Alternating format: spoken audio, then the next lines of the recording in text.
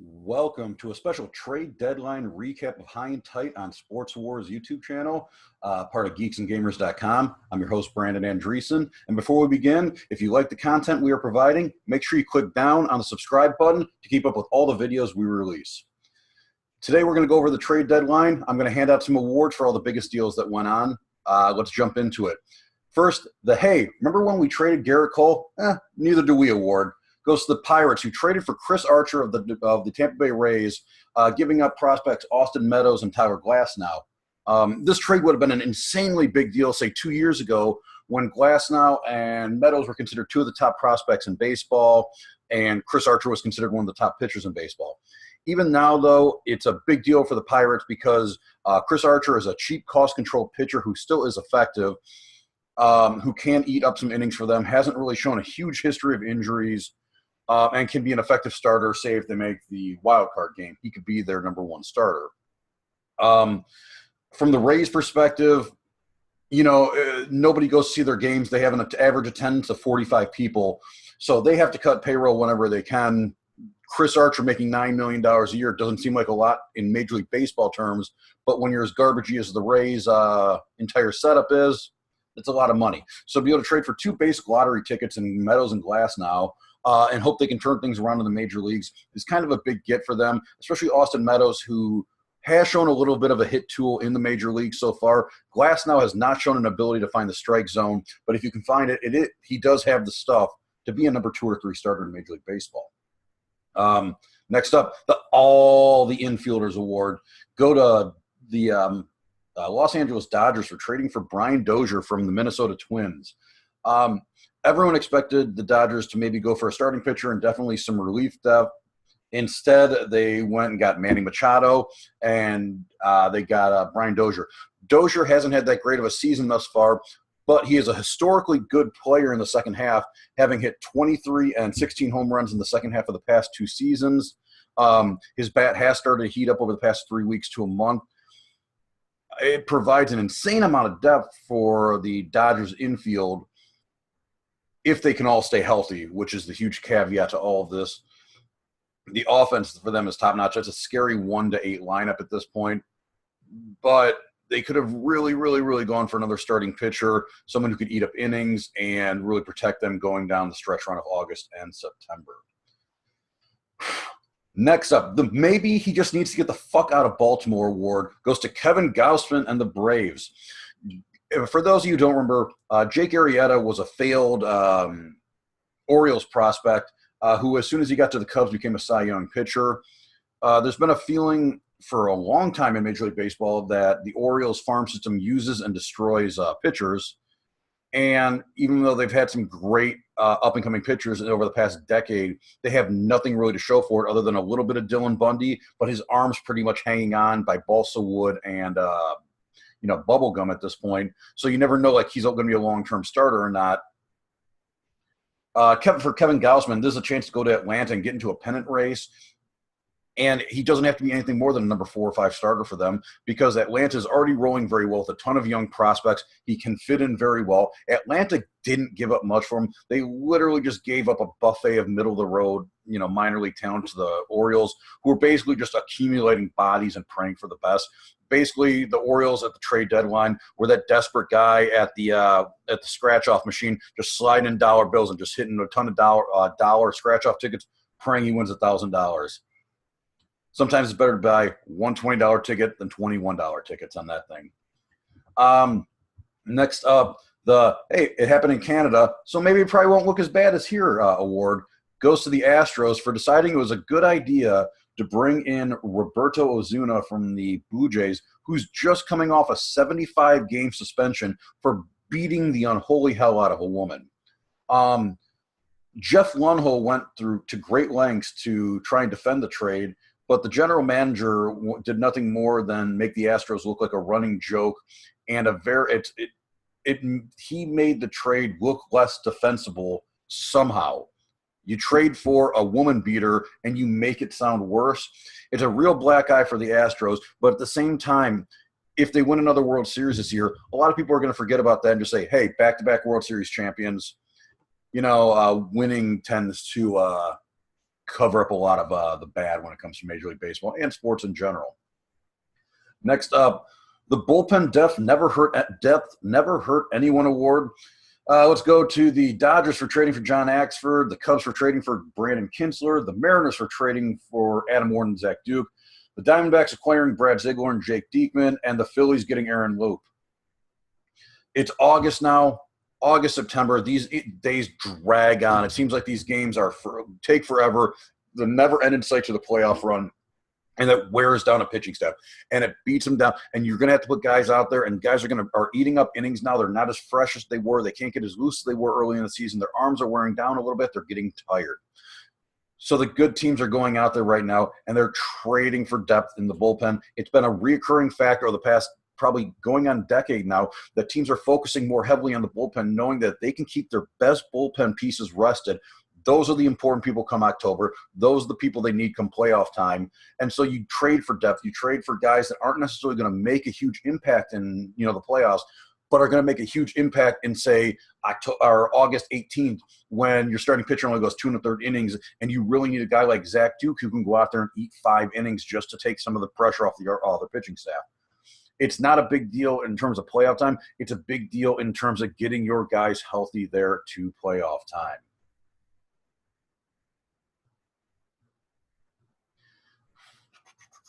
Sorry, I froze up here, guys. Give me 1 second. Next up, he got traded because he was a bad clubhouse presence and didn't hustle. But in reality, what we mean is he wasn't white award. Goes to Tommy Pham, getting traded to the Rays from the Cardinals for damn near nothing. Tommy Pham had a .411 on-base percentage in 2017, but always clashed with management and was quickly turned on by the St. Louis faithful, who just have a great history of protecting minorities within their system, not named Yadier Molina. The Dexter Fowler stuff from earlier this year comes to mind immediately. Tommy Pham, if he can even jump back to being a capable Major League Baseball player, which he is an everyday starter. If you put him out there every day, he probably won't be as good as he was in 2017, but he also won't be as bad as he is in 2018. He's going to regress or aggress to some kind of mean in the middle there, which would make him a very serviceable two-win war Major League Baseball player, which, considering the fact that the Rays gave up almost nothing to get him, is a huge win for them. Especially for a team especially for Tommy Pham, who's got another year of arbitration before he even becomes a free agent. Like we said earlier, the Rays need cheap players. Tommy Pham can really fill a huge role with them, and he can rebuild his trade value and be traded to a contender next season. And the circle of life will continue. The we need pitching, so let's trade for infielders award goes to the Brewers, who in the past week traded for Mike Moustakas and Jonathan Scoop. They traded the Royals 2 prospects whose stock has fallen faster than MoviePass at this point, so they really didn't give up much for Moustakas. They gave up Jonathan Villar and a couple of decent prospects for Scoop. Scoop's a guy, the bounce back player. He's an all-star in 2017. His numbers haven't been great, but at the same time, he's also hit 7 home runs since July 20th. So it looks like the bat might be turning around. The Brewers might be buying at the perfect time for this guy. They have way too many infielders now, but it doesn't matter. You let the bats sort themselves out. Whoever's hitting, keep them in the lineup. The Brewers really needed a starting pitcher. They were in on every starting pitcher, including Matt Harvey, who didn't even get traded in the end. And it looks like they struck out with all of them. So they doubled down on offense, which is definitely a way to do it. Offense is going to carry you if necessary, especially in a division like the NL Central, where there isn't a ton of high-end pitching that you have to kind of beat your way through to get back into first place. Speaking of pitching in the NL Central, we have 3 number 3 starters already, so let's trade for a 4th award. Goes to the Chicago Cubs for trading for Cole Hamels. Even though they only gave up basically salary for him, they really gave up a non-projectable, low minor league pitcher just to take on Cole Hamels, just so the Rangers could dump off Cole Hamels' salary. There's questions about whether Hamels is even the pitcher he was last year when he wasn't even great last year. He does have a very good ERA, a 2.67 ERA outside of Arlington, so he could be a candidate guy who just needed a change of scenery out of a hitter's park like Arlington. Problem is, Wrigley Field during the summer, wind blowing out, if he makes a mistake with a curveball or a slider, all the ball's got to do is get hit in the air, and it's probably going to go out. So when Hamels, if he's not throwing ground balls, he could be very susceptible to giving up a ton of home runs during the summer, which would really, turn him into basically every other Cubs pitcher at this point. The next up, we'll give it the he should be done, but somehow he's going to win a playoff series for them award to Ian Kinsler going to the Red Sox. I thought Ian Kinsler retired. Turns out he's got a 2.5 WAR this season. He's going over to a Red Sox team that's going to fill a gap that's basically been stopgap since Dustin Pedroia went down with injury. Various players like Brock Holt have been in there, but Kinsler is going to be a day-to-day presence who you just know that somehow, some way he's going to be in a playoff series. It's going to be game 3. There's going to be 2 runners on. They're down by 2 outs. He's going to walk up there, and he's going to hit one over the short porch in right field and Fenway and win a game. He's going to become a cult hero for them. It's a story as old as time in Boston. I don't know how they do it, but it always feels like they just recycle old stars and they get one last, just drop of greatness out of them. Great, fine, great. Next up, at least you didn't have to give up jack shit for him award. Goes to the Yankees for bringing in J.A. Happ to eat a few innings and whatever the hell's left of Lance Lynn at this point. The Yankees needed starting pitching. Sonny Gray has been terrible. He was their big trade or signing last year. He's got a 5.65 ERA this season, though. Not missing bats, not striking people out, not putting up quality starts. He's not even getting through 6 innings most of the time. He's not even an innings eater for him at this point. You bring in a guy like Lance Lynn who's got nothing left but possibly can go out there and eat innings, and he's going to give up 4 runs every 6 or 7 innings, but he's there to rest your bullpen. He's not going to be a playoff starter. Actually, I doubt J.A. Happ is a playoff starter, to be honest with you. He's a 12-year veteran. Everyone kind of what he is at this point. But at the same time, the Yankees gave up nothing of value. They gave up prospects whose shine had faded a little bit at this point. Tyler Austin maybe can go in and hit a little bit. Maybe he can play a DH role, but he's not a star. The big theme of this trade deadline was star prospects really didn't move towards the end. The Orioles got Diaz from the Dodgers, and the Padres got Francisco Mejia in the Simber Red Hand trade. But other than that, you saw a lot of just guys taking chances on relief pitchers, people that, and teams that were very risk averse to giving away, cheap, controllable talent for, a 6 months or 3 month stretch run. Next up is this could sneakily scare the hell out of other teams award by stabilizing us. Goes to the Phillies for picking up Asdrubal Cabrera and Wilson Ramos. Ramos is a very good offensive catcher, and Asdrubal Cabrera maybe a little bit out of position with the Phillies, but at the same time, if you're playing Cabrera at shortstop with J.P. Crawford out, Nick Kingery was not good defensively, not good offensively. So to put Cabrera in there is a big stabilizing force for them. Every day, you're going to get out. We're going to get out of him. Maybe he is motivated by being in a playoff run and being out of that shithole in New York. And you maybe get a 320 average out of him, maybe knocks 10 home runs for you, steals a few bases, plays good defense. What the Phillies did were small moves, but they really stabilized themselves and are moving themselves forward, showing, hey, we're serious about being a playoff contender this year. We're not going to mortgage our farm system, but we are ready to go. We are ready to play. We are ready to be contenders. Next up, the pitchers. We don't need no stinking pitchers award. Goes to the Tampa Bay Rays. They were operating with a 4-man rotation with a bullpen day already. In the past week, they have traded 3 of their starters. Their 4th starter is currently on the disabled list. They don't have a pitching staff. There's literally nobody. I assume Tyler Glasnow from the Pirates is going to walk into the rotation and be one guy. But deep down, I'd like to think that this team is nothing more than a thought experiment about what pitching rotations could be. Just blow it all up. Just start from scratch.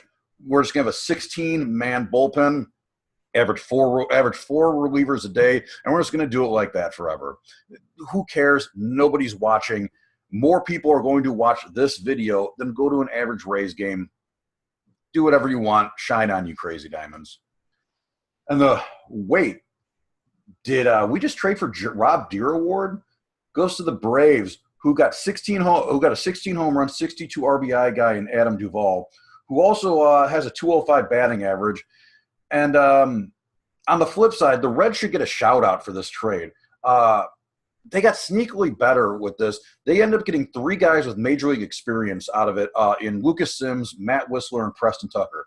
Now, maybe those guys aren't all-stars, but if you're a rebuilding team like the Reds, are you better off taking a low minors guy that you hope maybe can project at some point, or do you take 3 guys with some major league experience and just let them play every day and give them an opportunity to bat every day and see if they can develop at the major league level? The Reds aren't going to win anything this year, so it doesn't hurt to have these guys. And if they develop into something, then great. If you're still rebuilding next year, 2 years down the road, then you have trade pieces that you can get for even better talent. And you build your way back up that way. That's how good teams now are redeveloping their farm systems. So shout out to the Braves. The Reds. That was sneakily my favorite trade of the trade deadline, bringing in Tucker, Whistler, and Sims. And finally, a special award to let's just sit on our ass as we watch the world burn, to the New York Mets. What? What are you even doing? What is it? It's like the rest of Major League Baseball needs to have an intervention at this point for them. This is embarrassing at this point. This team isn't any good. They're marching out old has-beens that they could just happen to afford to get on veteran minimum deals. But they have this glossy-ass pitching staff. Noah Syndergaard, Jacob deGrom, even Zach Wheeler. They could have traded for a lot of prospects. Those were the most coveted guys at the trade deadline, and the Mets opted to do nothing. This is a team that not only isn't going anywhere, but has financially screwed itself to a point where they can't really build up to go anywhere with it. Yoenis Cespedes is an injury concern at this point and really hasn't proven himself in nearly 2 years to be an all-star caliber player. Their pitching staff was the obvious trade chip that they could have moved on and gotten better in the short term and the long term by getting major league and minor league ready prospects from other teams who were looking for a high-end pitcher. They had the pieces. They had the chips. They chose to sit out. They're going to, they're basically in baseball purgatory at this point where they're never going to be, they're not going to be good enough. They could surprise me. Baseball is a surprising sport. But the Nationals aren't going to stay bad forever. The Phillies and the Braves are on the come-up. That's 3 teams right now who are contending right now in 2018, and this team chose to do nothing. They chose to let their pitchers get older, 1 year closer to free agency. They did nothing. I don't get it. It's a bad move. It's just bad decision-making on the New York Mets' part. Maybe they were too busy still mourning Tim Tebow's broken hand. I don't know. All right, guys, that's it for me this week. I'll be back next Tuesday with our regular Tuesday High and Tight. Until then, check out everything else we have on geeksandgamers.com and Geeks and Gamers Sports Wars. If you want more of me, you can check out my stand-up comedy podcast at soundcloud.com/Tim and Brandon Show. If you want to check out my pro wrestling podcast along with my co-host Corey Harris over with Sports Wars, check us out at the Geeks Plus Gamers podcast page on iTunes or Podbean. And if you want to check out my football gambling picks every week, check me out at footballabsurdity.com. All right, guys, until next week, keep it tight.